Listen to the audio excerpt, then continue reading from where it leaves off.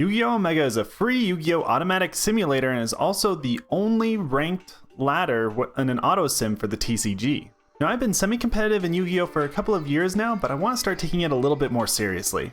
And this channel is going to be dedicated to my journey into the competitive world. This means gameplay, discussions, and some silly side events along the way. Now, the top rank on the Omega ladder is, well, Omega. So for now, that's going to be my goal.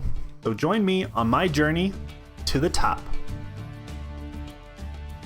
So first things first, I have a lot to learn, and something that I think a lot of new players struggle with is learning how to learn. Or rather, how to learn effectively. Competitive games are separated into 4 sections of knowledge. 1, there's unconscious incompetence. 2, conscious incompetence. 3, conscious competence. And 4, unconscious competence. So the first step is unconscious incompetence. This is for the players that don't know they're not good at the game. An example of this would be like a Blue Eyes player that's still playing Blue Eyes because it's top tier in the anime, but they don't really know why it's not very good anymore. Or maybe you're a new player, you went to YouTube, you got some combos, you looked stuff up, and then you go to a game and you get hit by a single Ash Blossom and you end your turn. What you're missing at this stage is the critical information for not only how to play the game, but also how to navigate the meta around it. This brings us to our second stage, conscious incompetence. If this is you, you're probably not doing the optimal combos in every situation. You understand that there are some fundamental things that you need to work on with your gameplay, and that could be game state, siding patterns, ruling questions. Maybe it's that you keep getting hand trapped and you know that there's probably a way to extend through those plays, but you're just not quite there yet. Or maybe you just need a better understanding of the current metagame.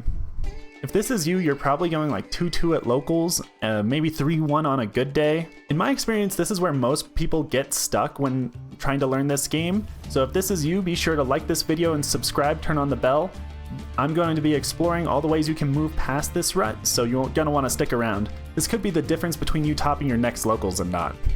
Next is conscious competence. Conscious competence is when you know what you're doing. Crazy revelation, I know, but think about it. This is where we take everything we learned in the last step and start applying it. You know your deck, you know your opponent's deck, you know your combos, you know your hand traps, you know your siding patterns, you know your game states. You're locked in, you're ready to go. This is the point where you truly start understanding what your win conditions are, and you know how to execute accordingly to achieve them. So, but wait, this is only step 3. I thought there was one more step. If we're already good at the game now, what is the next step? Now we've entered the field of unconscious competence. So picture this. You're going up to a YCS, your deck is ready, you've prepared against the meta, and you're not satisfied with making day 2, or you're not satisfied with topping. You're gunning for that number 1 spot. So what does that really take? Best case scenario, you're going to be playing 16 rounds, which each game goes to time. You're looking at about 12 hours of gameplay. In addition to that, if every game goes to game 3, you're looking at 48 games. That's a lot of Yu-Gi-Oh! To play. How many decisions do you have to make during that tournament run? Are all of the decisions you made good ones? How do the decisions you make deteriorate with time as you progress through the tournament and get fatigued? This is where unconscious competence really starts to shine. Because you don't have to think so hard about every play that you need to make, it reserves your decision-making skills for when it's critical. If I'm going through a tournament and I have to make 200 decisions over the course of my run, my opponent only has to make 100 decisions over the course of my run, by the time we meet in top 16, they are going to wipe the floor with me because they are so much more mentally prepared than I am. With unconscious competence, it's not an active thought process about what you're doing and why. My opponent Ash Blossoms me while I have a certain extender in my hand. I already know the best way to play through that. I don't need to figure that out on the fly. I opened a weird bricky hand. That's okay. I've seen this before, and I already know how to navigate it. One example of a player that's reached this level is Sunseed Jess. If you're not familiar with her, she's the current European champion and was a top 8 finalist for Worlds this year, the first woman to ever do either of those. Now recently, she put out a comprehensive guide on how to play the plant deck, which is the deck that she's most known for. In this guide, she covers all the different starters and combos that you would go uninterrupted, as well as how having certain extenders in your hand can help push you further and insulate you against hand traps. Additionally, she also shows you how to play through certain hand traps that have been known to be detrimental to plant players.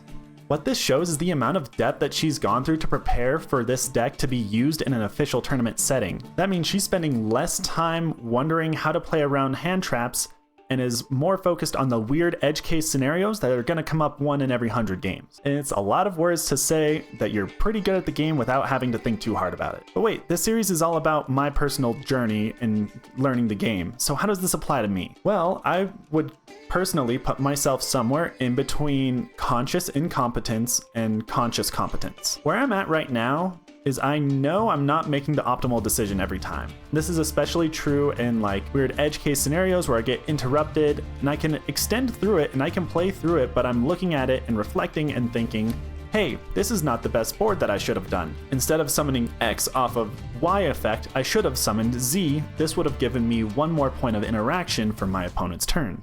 By the time I publish this video, I'll probably be in the platinum rank in Omega. I'm a couple points away from it right now. I just gotta win a couple games. And that puts me in roughly the top 25% of players, but if I wanna reach Omega, I gotta be in the top 1%, so I've still got a long way to go. Now, that was a lot of theory, but what does that look like in practice? Now that I've gotten a couple of games under my belt, I've run into a couple common issues that I've been having playing the plant deck. Number 1 has gotta be how to deal with getting impermed or veilered on Sun Avalon Dryas.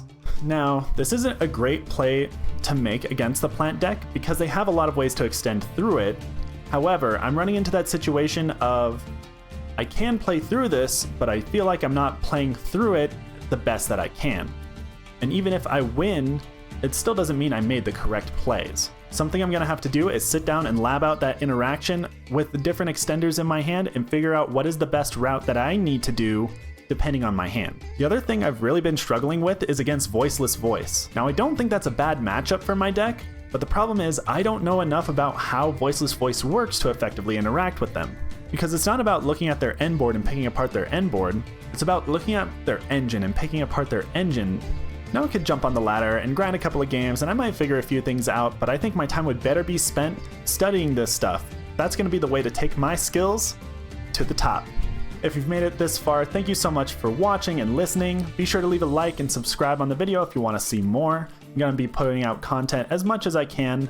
I'm still pretty new to this, trying to get my rhythm, and any support I get early on would be greatly appreciated.